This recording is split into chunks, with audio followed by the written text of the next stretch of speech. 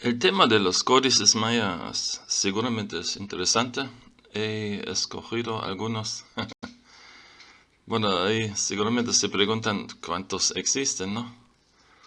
A lo mejor conocen tres, a lo mejor cuatro. Bueno, pensé ampliar un poquito el tema, ¿no? Sí, a veces deseamos tener una máquina de tiempo para poder viajar atrás en el tiempo, ¿no? Para ver, para observar al escribano maya cómo estaba pintando o escribiendo sus códices, ¿no? Sería bien interesante. Todos hemos escuchado del Códice Dresden, se encuentra en mi ciudad natal. Yo nací ahí. He visto el original. Siempre es fascinante verlo.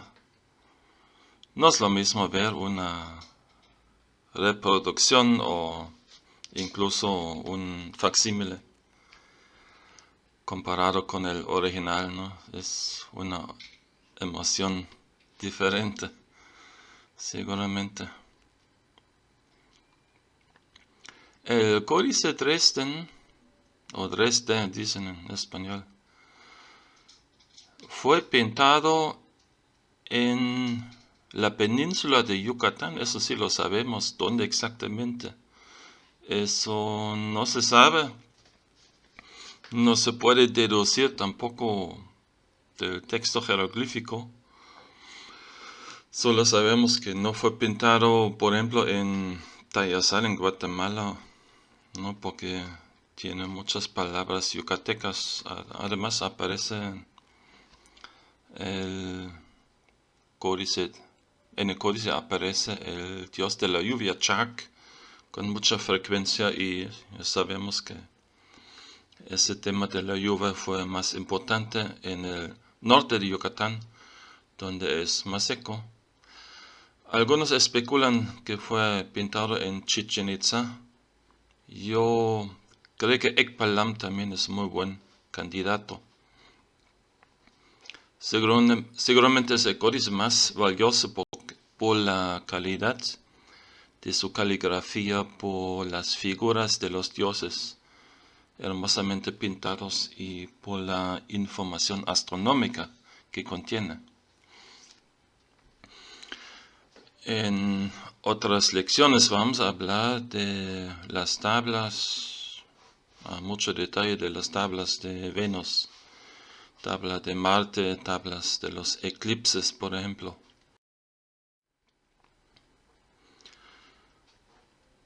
El códice Dresden, como todos los códices mayas, está hecho de papel amate, cubierto con una fina capa de estuco.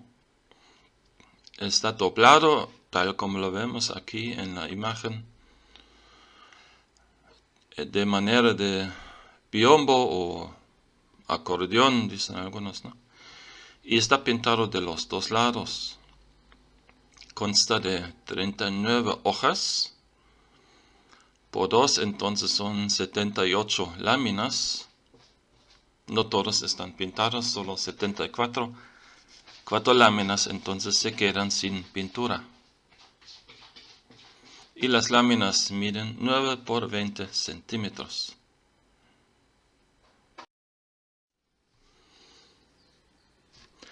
El códice Dresden muy probablemente fue descubierto por Hernán Cortés en Yucatán. Igual no se sabe dónde. Algunos creen que en Cozumel, otros dicen que en Champotón posiblemente. Sabemos que en 1739 el códice fue regalado al bibliotecario de la Biblioteca Royal de Sajonia, Johann Christian Goetze, por un coleccionista de Viena. En 1813, algunas láminas del Códice Dresden fueron publicadas por Alexander von Humboldt en su Voyage aux régions équinoxiales du Nouveau Continent. Y en 1825 el italiano Agostino Anglio dibuja una copia del códice para la exquisita edición Antiquities of Mexico de Lord Kingsborough. Y en 1875 es publicado el primer facsímile del códice en Alemania. En 1884, Ernst Wilhelm Fürstemann y Paul Schellhas inician con el desciframiento del códice. Ya, por ejemplo, se dan cuenta cómo funcionan los números mayas. Y Paul Schellhas es conocido por catalogizar los diferentes dioses. Como no sabía cómo se leen o cómo se llaman, les pone letras A, B, C, etc.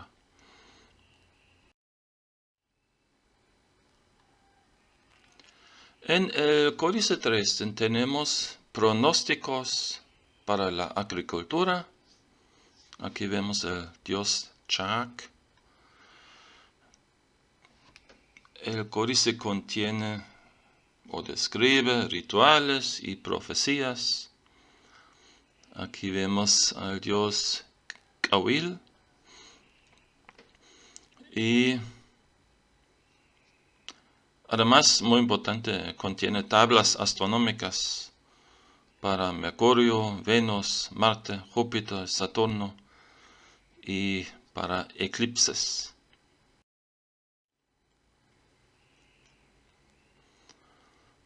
Y como mencioné, tenemos en el Códice Dresden hermosos dibujos de una gran cantidad de deidades mayas. Y lo bonito aquí es que tenemos los nombres en jeroglíficos de estas deidades. Para tener un ejemplo, tenemos entonces los dibujos y encima muy cortos textos jeroglíficos que constan de pocos bloques, 4 bloques o 6 bloques. Aquí tenemos un texto que se lee Umak Wah Shaman Ek Oshok Wah, que significa el dios de la estrella polar, Shaman Ek, se come el alimento. Abundancia de comida es la profecía. O aquí tenemos el dios de la lluvia, el Chak, muy importante en Yucatán. Y el texto dice, Upakach Tsen Chak Ajaolel. Él sembró el alimento, Chak, el gobernante. En gran parte del Códice Dresden y también del Códice Madrid encontramos estos almanaques, ¿no? En los almanaques tenemos secciones del Tzolk'in, del calendario sagrado de los 260 días. Encontramos siempre a la izquierda una columna con signos de días. En total, ya sabemos que hay 20 días diferentes. En el calendario sagrado encontramos siempre dibujos de deidades haciendo algún ritual, como aquí taladrando fuego. Encontramos cortos textos jeroglíficos y siempre números. Números que son fechas. Sí, en otras presentaciones vamos a ver más en detalle cómo funciona el calendario maya.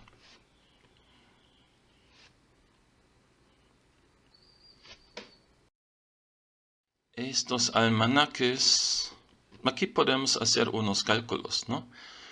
Aquí lo que tenemos que saber es que hay una diferencia, en este caso, entre los números rojos y negros. Los números rojos son coeficientes. A la izquierda entonces tenemos un punto y abajo lo que parece una mano derecha. Es el día Manik. Y el siguiente número, el 16, que consta de 3 varas y un punto. Este número, como está escrito en negro, significa que es un número de distancia. Entonces, al día 1 Manik, vamos a sumarle 16 días. Y partiendo de 1 Manik, 16 días, vamos a llegar a un día 4 Akbal. El 4 es el coeficiente, ¿no? Como si tuviéramos un 4 de junio, por ejemplo. Este 4, los mayas escribirían en rojo. Y aquí en el códice vemos el número 4 en rojo, pero el día Akbal no está escrito. ¿Por qué? Porque después, si vemos abajo, vamos a llegar a otros días, 4 Men, 4 Manik, 4 Kawak, 4 Chuen, y no caben todos esos días ahí, pero el sacerdote que usaba estas tablas sí sabían cuáles días eran. 4 Akbal se sale 9 días más, ahí está escrito 9 en negro, y aquí se hace el cálculo 4 más 9 da 13, y ahí está el coeficiente 13, y el día va a ser Eb, ¿no? El siguiente signo, que es el como ovalado, es el 20, y atrás una vara, para 5, 25 entonces. Llegamos a 12 Kaban, y después 2 días sumando otra vez. 12 más 2 da 14, pero como los coeficientes solo van hasta 13, sobrepasamos el 13. Entonces llegamos a 1, y el día es Kawak, y ahí estamos en la columna del lado izquierdo otra vez. Ahí sí está escrito el día Kawak. Y otra vez le sumamos 16, y así vamos toda la ronda, las 5 líneas, ¿no? Ahí están los días, los 20 días. Sí, y en total resulta, si sumamos los días de distancia, aquí escrito en negro, 16 más 9 más 25 más 2 da 52. Y como son 5 líneas, entonces 5 veces el 52, llegamos a 260. Y eso es justamente el famoso Tzolk'in. Entonces se cierra todo ese círculo. Entonces vamos a llegar otra vez al día 1 Manik, al final, ¿no? Entonces infinitamente se puede usar esta porción del almanaque para saber en cuáles días los dioses estaban haciendo, taladrando fuego. En este caso, porque eso es lo que vemos en el dibujo. Con palos están taladrando fuego. Y ya lo había visto. ¿Dónde? En Naha, en la selva lacandona. Lo he visto, y la misma imagen aparece en el Códice Madrid. Aquí igual, si checamos los números negros, 7 más 6 más 3 más 10 da 26. Pero aquí chequen del lado izquierdo, tenemos no 5 sino 10 días. Entonces serían 10 líneas. 10 por 26 igual, llegamos a un Tzolk'in completo de 260 días. No, aquí todo está aquí. Ahí está. Don Antonio, taladrando fuego. Igualito, igualito. Las pesas cables, las tres. A ver, vamos a checar. Pusieron 15. Está loco. No, a Mario está loco. Ya está, ya. Todo bomba. Ay, todo va. Claro. Como vos sabés que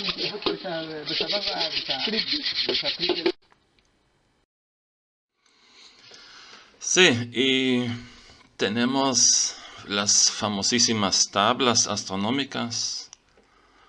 Seguramente la más conocida, o las dos tablas más conocidas son las de los eclipses y la tabla de Venus. Aquí tenemos una tabla de eclipses, bueno, una parte.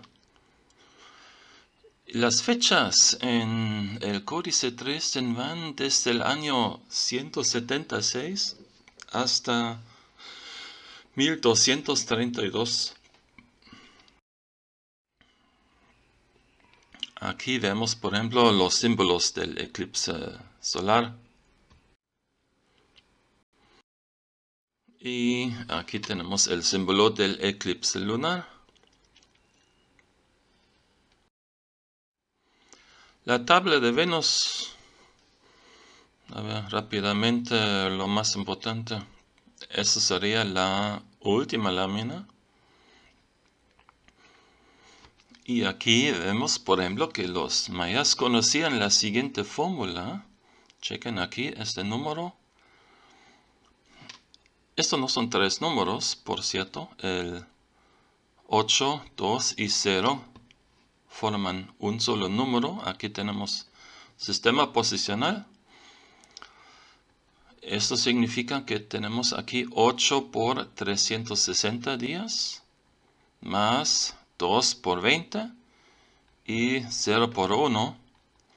Y la suma sería 2920 días, lo que es parte de una fórmula, porque resulta que estos números son exactamente 5 años de Venus y al mismo tiempo son 8 años solares. 8 por 365, y fíjense que aquí no usamos días bisiestos, solo 365 días, sino si aquí vamos a meter correcciones cada 4 años, esta fórmula ya no funciona. Aquí tenemos una de las razones por qué los mayas no estaban interesados en usar años bisiestos.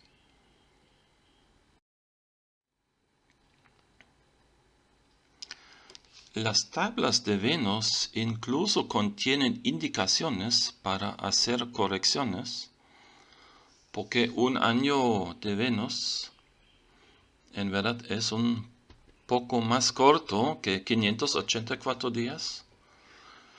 Serían 583.92.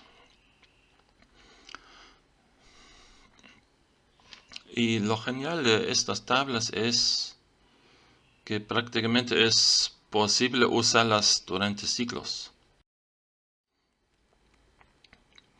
Los sacerdotes o astrónomos mayas sabían perfectamente cuando, por ejemplo, Venus iba a aparecer otra vez como estrella matutina. No, podemos ponerle un error un día tal vez, pero esto no es mucho. Este pasaje, vamos a ver, describe Venus como estrella matutina, porque dice en maya, Kalach, apareció. Siguiente bloque, aquí en azul, Lakein, en el este. Y aquí viene un nombre en verde, Cacatunal, escrito Cacatunala. Y esto no es maya, esto es náhuatl, porque en náhuatl sería que Acatl Tonali. Y aquí último bloque, Chak'ek, la gran estrella. Entonces apareció en el este que Acatl Tonali, la gran estrella, es lo que dice este texto jeroglífico. Vamos a ver una lámina que es bien famosa en el Códice Dresden, la lámina del fin del mundo. ¿Qué es lo que vemos aquí? El monstruo cósmico escupa agua, ¿no? Causa una inundación, un diluvio, se puede decir. Abajo de este monstruo vemos símbolos de eclipses, acabamos de ver, ¿no? Símbolos de eclipse solar y lunar, y también de estos símbolos sale agua. Y vemos la diosa de la luna, Chak Ixchel, también vierte agua de su jarrón. Y abajo aquí el amo del inframundo, el Hobnil, armado con flechas.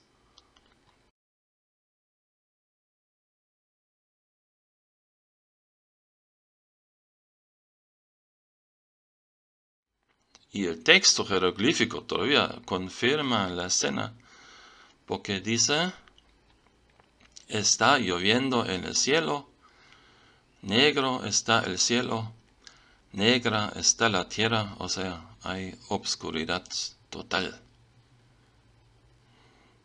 Y lo interesante es que aparece un texto muy similar en el famoso Popol Vuh, en la Biblia maya, donde dice, inició una lluvia negra, lluvia de día, lluvia de la noche.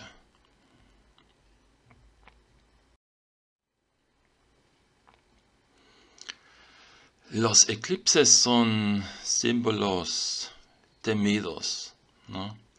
Existen leyendas de los lacandones que también describen un fin del mundo. Es bastante interesante.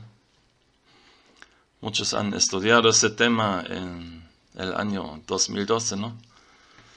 Cuando estaba actual el fin del mundo. Y entonces hay lacandones y tienen leyendas bien interesantes. Y dice, por ejemplo, una leyenda. La primera vez Hatshepsut destruyó el mundo por el viento, el fuego y el agua, por el diluvio. Después lo destruyó provocando el eclipse del sol. La tierra se hallaba ya sumida en la oscuridad. Hacía mucho frío. Los jaguares rugían. El mundo terminaba. Los jaguares rugían en el cielo. Los jaguares rugían en el bosque. Los jaguares rugían en el inframundo. Había multitud de jaguares.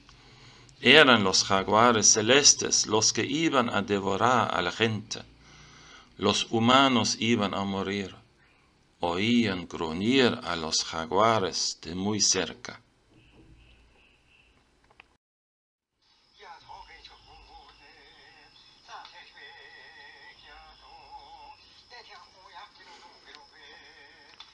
Y para que no pase nada malo, siempre hay que alimentar a los dioses con copal, con incienso. Lo que vemos aquí en un ritual de Don Antonio en Naha, en la selva lacandona.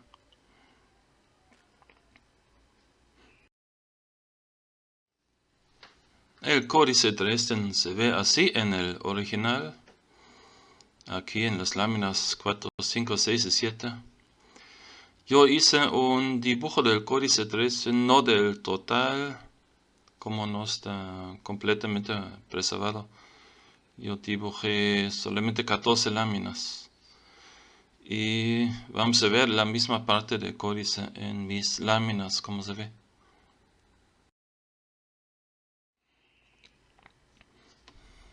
Bueno, sí, más completo también.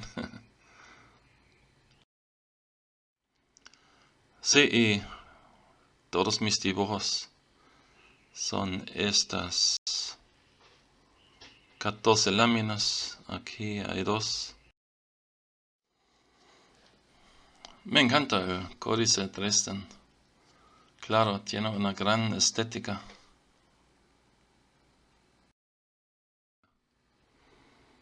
Aquí me gusta la figura del jaguar.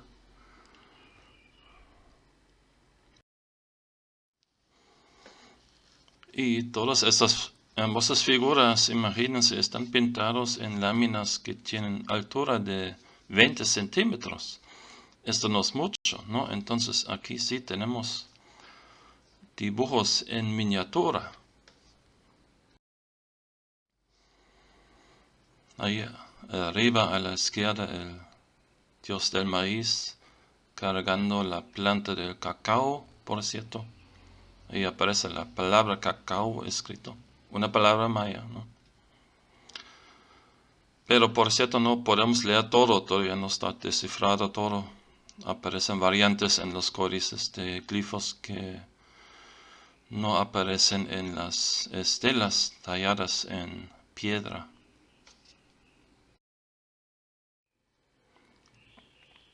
Solamente se entiende una parte.